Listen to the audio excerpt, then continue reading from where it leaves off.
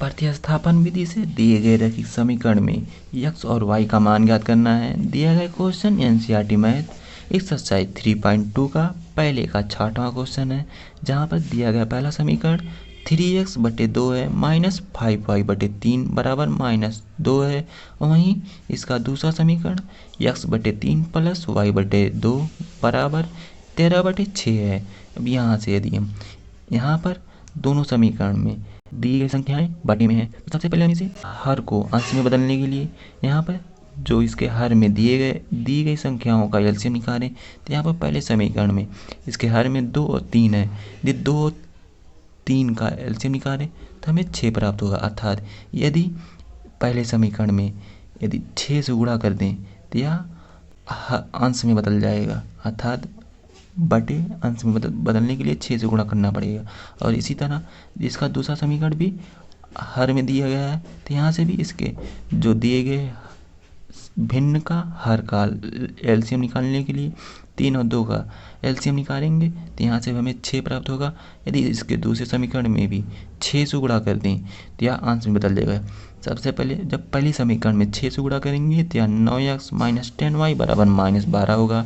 और वहीं जब इसके दूसरे समीकरण में 6 से गुणा करेंगे तो यह 2x + 3y बराबर 13 प्राप्त होगा। तो इसका पहला समीकरण और दूसरा समीकरण प्राप्त होगा। अब यहाँ से यदि हम पहले समीकरण में x का वेरिएबल निकालें तो यहाँ से पहला समीकरण 9x - 10y बराबर -12 है। यहाँ से -10y को जब दूसरी साइड लेके जाएंगे तो यह -10y + 10y हो जाएगा। और यहाँ से 9x बराबर -12y बराबर 10y हो जाएगा। और जब x का वेरिएबल ज्ञात करने के लिए 9 को दूसरी साइड लेके जाएंगे तो x बराबर 10y - 12/9 हो जाएगा। अब यहाँ से यदि इसको तीसरा समीकरण मान लें तो यहाँ से तीसरे समीकरण का मान x का मान यदि समीकरण 2 में रखें तो यहाँ दूसरा समीकरण 2x + 3y बराबर 13 है। तो यहाँ पर x बराबर 10y - 12y/9 रखें तो यहाँ पर x के स्थान पे 2 × 10y - 12/9 हो जाएगा। यहाँ से जब 2 को इसके अंश में गुणा करेंगे तो 20y - 24y हो जाएगा। और जब -3y को जोड़ेंगे तो 9 को इसमें गुणा करेंगे तो 27y हो जाएगा। अर्थात 20y - 24 + 27y/9 बराबर 13 होगा। अब यहाँ से यदि 9 यहाँ पर हर में है तो यदि इसको दूसरी साइड लेके जाएंगे तो यहाँ दूसरी साइड आने पर यह गुणा हो जाएगा, अर्थात 13 × 9 हो जाएगा। और यहाँ पर इसके अंश में 20y और 27y को जोड़ेंगे 47y - 24 होगा बराबर 13 × 9 होगा। अब यहाँ से यदि 47y और फिर 13 का 9 से गुणा करेंगे तो यह 117 होगा। और जब -24 को दूसरी साइड ले जाएंगे तो यह +24 हो जाएगा।